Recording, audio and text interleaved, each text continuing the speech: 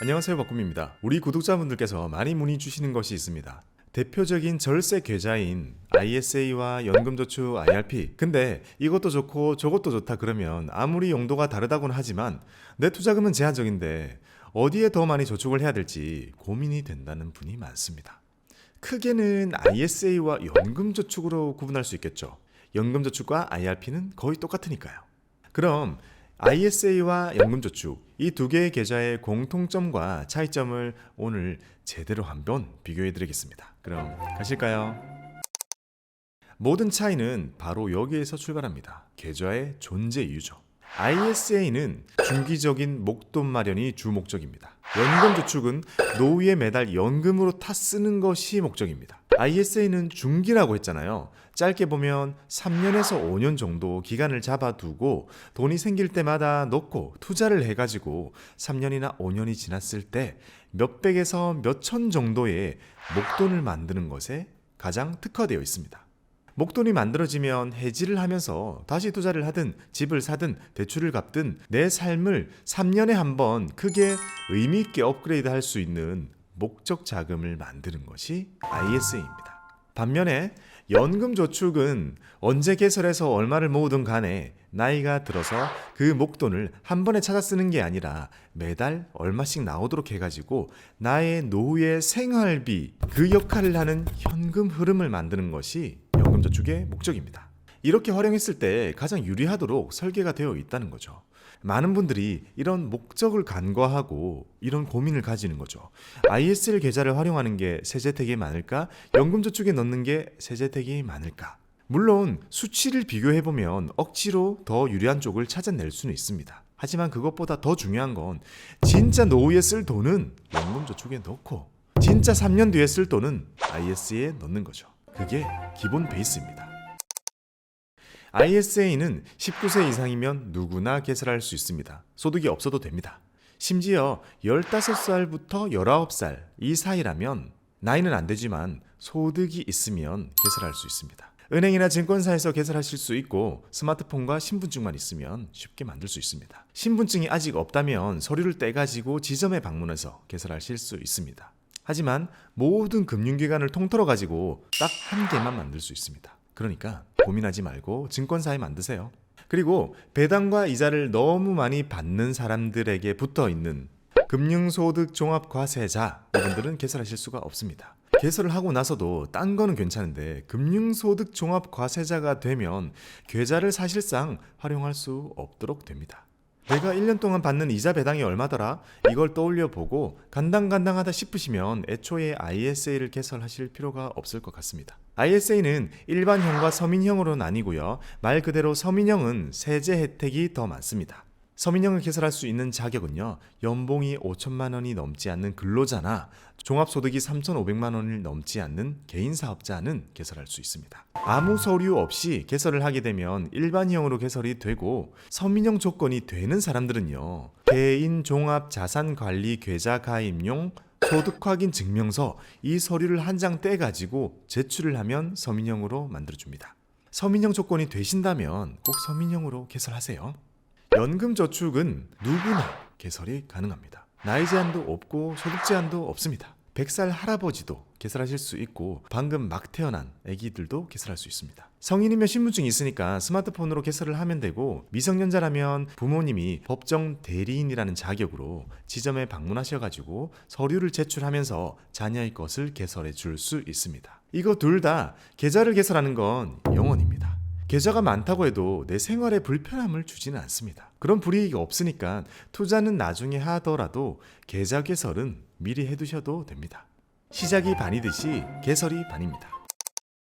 이렇게 개설을 했으면 이제 투자금을 입금해야죠. ISA는 1년 동안 최대 2천만 원까지 입금을 할 수 있습니다. 3년 후에 해지할 거라면 3년 동안 6천만 원까지 넣을 수 있다고 생각하면 되고 최대한 많이 넣고 싶다면 5년 동안 2천만 원씩 해서 최대 1억까지 투자금을 넣을 수 있습니다. 1년에 2천만 원이니까 억지로 월로 나누면 월 167만 원 정도라고 감을 잡을 수 있죠.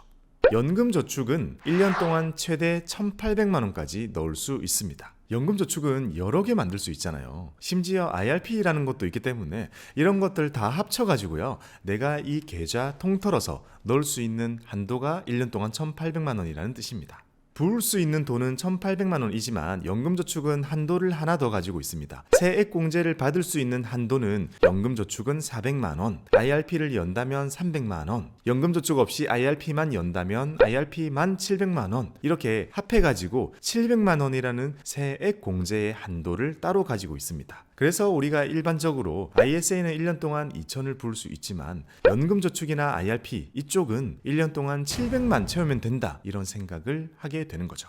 그러면 이걸 억지로 월로 나누면 연금저축은 월 34만 원, IRP는 월 25만 원, 연금저축 없이 IRP를 연다면 월 59만 원이 최대다, 이렇게 생각하면 되죠. 자, 그러면 이제 나왔죠. 나에게 자금적인 여유가 있다면 ISA는 매달 167만 원, 연금저축에는 매달 34만 원, IRP에는 매달 25만 원을 저축한다면 이 계좌들이 나한테 줄 수 있는 세제 혜택은 꽉꽉 채워서 저축하는 셈이 되죠. 합하면 226만 원이죠. 만약 내가 한 달에 226만 원만큼을 저축할 수 있다면 둘 다 꽉 채우면 되니까 별 고민이 없지만, 그것보다 적다면 어느 쪽에 더 무게를 둘 것인지를 고민을 해야 되는 거죠. 이렇게 계좌에 입금까지 했습니다. 이제 입금한 돈으로 뭘 투자할지를 고르는 단계입니다. ISA는 할 수 있는 게 되게 많습니다. 중개형 ISA를 기준으로 현금으로 두거나 RP를 사거나 ELS, ELB, 펀드, ETF, 리츠, 인프라 펀드, 국내 주식, 이런 거를 마음껏 제한 없이 다 살 수 있습니다.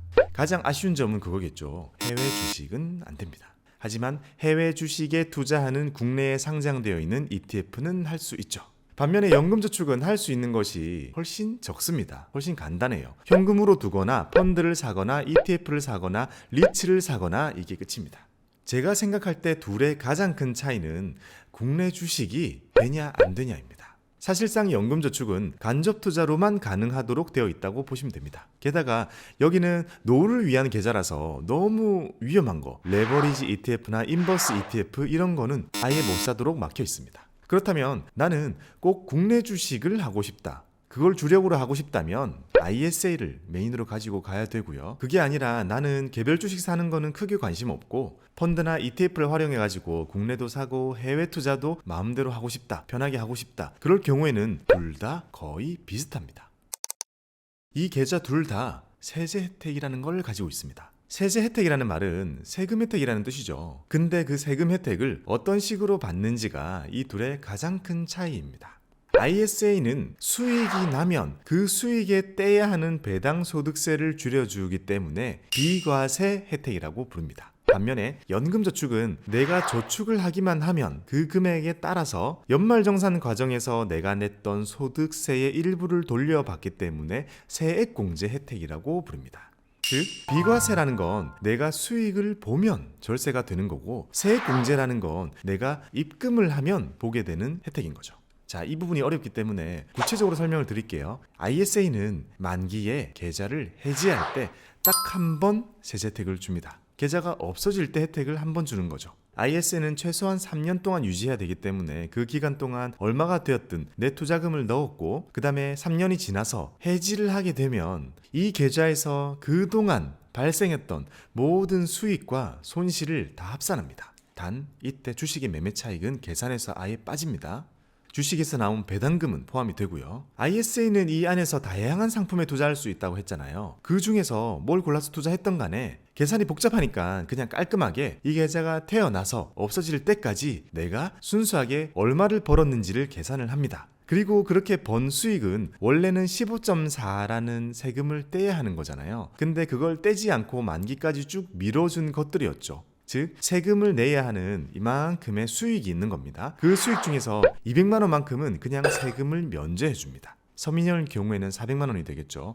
비과세를 제외하고 이 남아있는 거는 원래는 15.4를 내야 하는 수익인 거죠. 여기에 9.9%만 매겨서 내면 됩니다.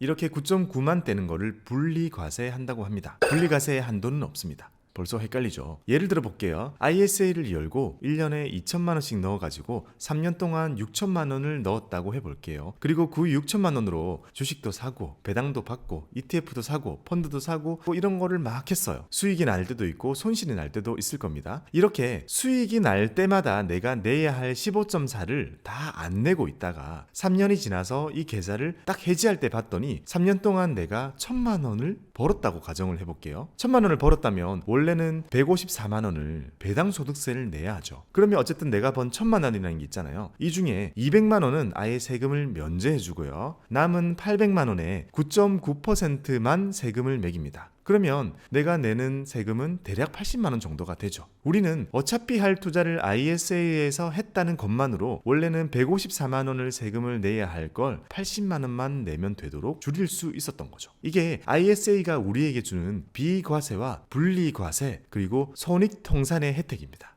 이번에는 연금저축입니다. 연금저축이 주는 세제 혜택은 돈을 저축할 때, 수익이 났을 때, 연금으로 타서 쓸 때 이 모든 단계에서 세제 혜택이 녹아 있습니다. 돈을 넣을 때는 세액공제를 해줍니다. 세액공제는 뭐 수익이 나든 안 나든 이런 것과 상관없이 내 이름으로 된 연금저축 계좌에 돈을 입금했다는 것만으로 자동으로 다 연말정산 과정에 반영이 되어서 세액공제라는 혜택으로 돌아오게 됩니다. 세액공제가 얼마만큼 되는지는 소득의 크기와 나이 이런 것들에 의해서 달라지게 됩니다. 자, 이 그림을 보면 세액공제는 내가 입금만 해도 혜택이 있기 때문에 작게 넣으면 작게 받는 거고 많이 넣으면 많이 받을 수 있습니다. 그래서 최대로 받을 수 있는 금액만 정해져 있는 거죠. 매년 내가 돈을 저축하는 만큼 세액공제를 받고요. 해가 바뀌면 다시 리셋이 되고 그 해에 내가 또 얼만큼 저축했느냐에 따라서 그 해 연말정산에 또 이만큼의 혜택을 받을 수 있게 됩니다. 자, 이렇게 연금저축에 돈을 넣어가지고요. 그걸로 펀드나 ETF를 고른다고 했죠. 그렇게 돈을 불려갑니다. 펀드와 ETF에서 수익이 발생하면 연금저축 안에서도 내야 할 15.4를 떼지 않고 다 밀어줍니다. 떼야 할 수익이라는 이름표를 계속 붙이면서 떼지는 않고 계속 밀어주는 거죠. 그리고 나중에 현금 생활비가 필요하다고 생각이 드는 순간 우리는 연금저축을 연금 수령을 하겠다 신청을 하게 되고 그렇게 신청을 하게 되면 이 돈들이 나오게 되죠. 그때 연금소득세를 내게 됩니다. 연금소득세는 이렇게 보시는 것처럼 세율이 낮은 편입니다. 내가 저축을 하면서 세액공제를 받았던 거 싹 다 그리고 그걸로 불어났던 수익들 이런 거 전부 이 연금소득세를 내게 됩니다. 이렇게 연금저축은 15.4를 떼지 않고 먼 미래로 미뤄서 3.3이나 5.5만 내면 되도록 밀어준다고 해서 과세이연이라고 부릅니다. 이렇게 연금저축은 돈을 넣을 때는 세액공제, 불려갈 때는 과세이연, 연금을 타서 쓸 때는 조율과세 해주는 세제 혜택이 두루두루 있는 거죠. 세제 혜택이 있는 이런 계좌들은 보통 돈을 넣는 것도 규칙이 있지만 돈을 중간에 빼는 것도 정해진 규칙이 있습니다. 내가 돈이 급할 때는 돈을 뺄 수 있어야 되잖아요. 그걸 중도 인출이라고 하는데요. 이것의 여부는 우리한테 매우 중요하죠. 항상 우리에게는 예측할 수 없는 다양한 일들이 벌어지기 때문이죠. 돈은 갑자기 필요하죠. 먼저 ISA부터 볼게요. 내가 넣었던 원금은 뺄 수 있습니다. 수익이 나 있는 그 수익 부분만큼은 못 빼지만 내가 넣은 돈만큼은 뺄 수 있다는 거죠. 그러니까 사실 돈이 많이 묶인다고 보기는 힘든 거죠. 근데 만약에 내가 원금을 다 뽑았는데도 돈이 더 필요해서 남아있는 수익까지 나는 필요하다. 그렇다면 계좌를 해지해야만 합니다. 그런 일이 생겨서는 안 되겠죠. 반면에 연금저축은 계좌 속에 세액공제를 받은 적이 없는 돈이 들어있다면 그 돈은 세금 없이 중도인출을 할 수 있습니다. 하지만 그런 돈이 있는 경우가 많지는 않죠. 보통 우리가 저축을 할 때 세액공제 한도에 딱딱 맞춰서 넣는 사람이 더 많잖아요. 그래서 세금 없이 돈을 뺄 수 있는 경우는 그렇게 많이는 없습니다. 하지만 나는 어느 정도 페널티를 물고서라도 출금을 하고 싶다면 연금저축은 그게 됩니다. 16.5%라는 기타 소득세를 떼고 돈을 찾을 수 있습니다. 돈이 급하다는 것 때문에 계좌 자체를 해지할 필요는 없다는 거죠. 우리는 이런 종류의 계좌를 볼 때는 항상 만기라는 개념과 의무기간 이런 게 두 개가 있어가지고 많이 헷갈리게 되는 겁니다. 보통 만기라는 건요, 내가 저축을 하고자 하는 그 기간을 말하고요. 의무기간이라는 건 내가 혜택을 온전히 받기 위해서 꼭 지켜야 하는 기간을 말합니다. 그래서 만기는 자유롭게 설정을 할 수 있는 반면에 최소한 3년은 지나야 합니다. 연금저축은 최소한 5년 이상 부어야 되고 55세가 지나서 연금을 탈 수 있습니다. 여기서 보이는 이 3년, 5년이라는 기간이랑 상관없이 내가 원하면 그 기간 동안은 계속 저축을 하겠다. 그게 만기입니다.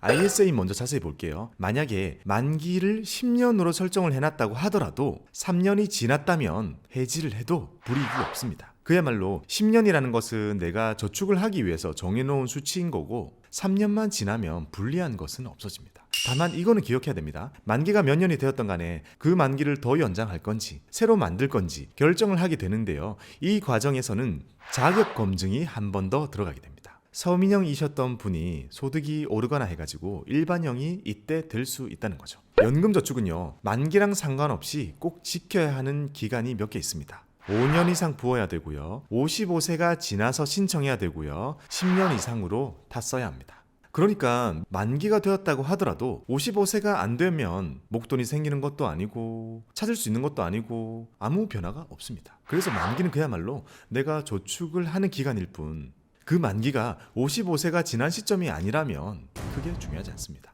그래서 보통 내가 연금을 진짜 탔을 때가 아니라면 만기는 계속 연장하면서 더 저축을 하는 것이 이 연금저축입니다. 그러니까 애초에 연금저축을 개설할 때 내 나이가 55세가 되는 그때까지 그걸로 만기를 정해두고요. 그 시점까지는 어차피 연금 수령 못하니까 돈 생길 때마다 저축을 하는 거죠.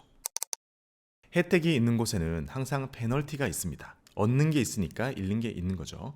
먼저 ISA는 3년만 가지고 있으면 된다 했습니다. 그거 말고는 지켜야 될 거는 사실 없어요. 근데 만약에 내가 3년을 채우지 못하고 해지를 하게 되면 되게 간단합니다. 그때 깨면서요, 원래 내가 내야 하는데 그냥 미뤄주고 있었던 15.4%의 배당 소득세들 있잖아요. 그냥 그거 다 내면 됩니다. 원래 내가 내야 할 거 내면서 계좌를 해지하면 됩니다. 그러니까 만약에 내가 이 계좌에서 별로 수익을 본 상태가 아니라면 해지를 하더라도 사실 뱉어내는 게 거의 없는 거죠. 반면에 연금저축은 좀 더 세고 복잡합니다. 연금저축은 돈을 넣을 때마다 내가 세액공제라는 혜택을 벌써 이미 받아버리잖아요. 소득이 작을 때는 16.5%를 받을 거고 소득이 높을 때는 13.2%의 세액공제를 넣을 때마다 받아버린 겁니다. 그러니까 해지를 할 때 이 많은 것들을 다 뱉어내는 구조를 가지고 있습니다. 근데 과거에 내가 쭉 넣었던 그런 걸 다 계산해가지고 받은 만큼 뱉어내는 게 아니라 그냥 일괄적으로 16.5%라는 기타 소득세를 부과하게 됩니다. 세액공제를 받은 적이 있는 돈이랑 불어난 수익 다 똑같이 16.5%를 뗍니다. 해마다 세액공제를 딱 받는 거기까지 맞춰서 넣었다면 그 연금저축은 해지하면 그냥 기타 소득세 16.5를 그냥 다 뱉어낸다고 보시면 됩니다. 그러면 혜택은 매년 조금씩 받았는데 뱉어내는 게 한 번이라면 금액이 같다고 하더라도 체감되는 게 엄청나겠죠. 그래서 연금저축은 보통 잘 안 깨는 이유입니다. 지금까지 우리는 이 두 개의 계좌를요, 개설해서 쭉 가지고 가는 그 상황별로 어떤 점들이 같고 어떤 점들이 다른지를 알아봤습니다. 그럼 이런 특징들이 모이면 어떤 장점들이 있고 어떤 단점들이 있는지 생각을 해보자고요. 상황에 따라서 정말 달라지겠지만 단순화해 보겠습니다. ISA는 3년에서 5년을 잡아두고 목돈을 만들기에 좋다. 매달 10만원씩 부어서 500만원을 만들거나 매달 100만원씩 부어서 5천만원을 만들든 투자금의 크기와 상관없이 내가 내 상황에 맞는 목돈 만들기 계획을 세우기에 좋다는 겁니다. 또 내가 엄청 여러 가지를 골고루 투자하는 사람이라면 ISA가 좋습니다. 살 수 있는 자산의 종류도 많고 서로 손실이 난 거랑 수익이 난 거랑 퉁치기까지 해주는 계좌입니다. 반면에 단점은 주식만 나는 사람한테는 혜택이 너무 작다는 겁니다. 주식을 얼마를 하든 간에 매매 차익에 대해서는 원래 세금이 없잖아요. 그러니까 ISA 안에서 해도 그렇게 크게 받을 혜택이 없다는 겁니다. 배당에 내는 세금을 깎아주게 되는 거죠. 그러니까 결국 나의 투자 스타일이 주식이 거의 다고 배당도 잘 안 나오는 그런 주식이 거의 다라면 주식의 차익이라는 것이 가장 주요 수익이 되는 거겠죠. 그런 투자를 한다면 이 ISA는 거의 혜택이 없는 계좌가 됩니다. 이번에 연금저축입니다. 연금저축은 진짜 노후의 생활비로 현금을 매달 따박따박 받아 쓰실 목적이라면 가장 최적화가 되어 있습니다. 그렇게 돈을 모아가는 과정에서 그런 노후 안정이라는 목적을 두고 돈을 모아가는 과정에서도 세액공제라는 큰 혜택을 매년 주고 수십 년 동안 굴리면서 엄청난 수익이 생기고 누적되더라도 세금을 한 푼도 내지 않고 먼 미래로 다 밀어줍니다. 내가 부지런히 넣고 수익이 많이 나면 날수록 이만한 계좌가 없어집니다. 반면에 단점은요, 보통 돈이 다 묶인다는 겁니다. 나의 현실은 돈이 너무 자주 또 많이 필요한데 이 연금저축 안에 너무 큰 목돈이 모여 있으면 가끔은 그 사실 자체만으로 그냥 스트레스를 받을 때가 있어요. 그리고 오랫동안 잘 모았다고 하더라도 먼 훗날 10년 동안 나눠서 타게 되어 있잖아요. 한 방에 목돈을 찾을 수가 없습니다. 만약에 은퇴 이후에 나의 새로운 사업 같은 걸 하기 위해서 목돈을 필요로 한다면 가끔 아쉬울 수 있다는 거죠. 뭐 개인적인 생각으로는요, 노후 자금이니까 이렇게라도 강제로 해두는 것이 저는 좋다고 생각을 하지만요, 이런 제약이 있다는 것은 단점으로 볼 수 있겠죠. 결국 ISA는 목돈 만들기, 연금저축은 노후의 생활비 만들기, 이렇게 각자 고유의 목표를 가지고 있고 그렇게 활용할 때 제일 좋다는 겁니다. 지금까지 ISA와 연금저축을 비교해봤습니다. 비슷한 듯 되게 많이 다르죠. 여러분들의 각자의 상황에 맞는 이 계좌들의 활용도를 고민하시는 것에 오늘의 컨텐츠가 조금이나마 도움이 되었으면 좋겠습니다. 여러분들의 성토를 기릅니다. 감사합니다.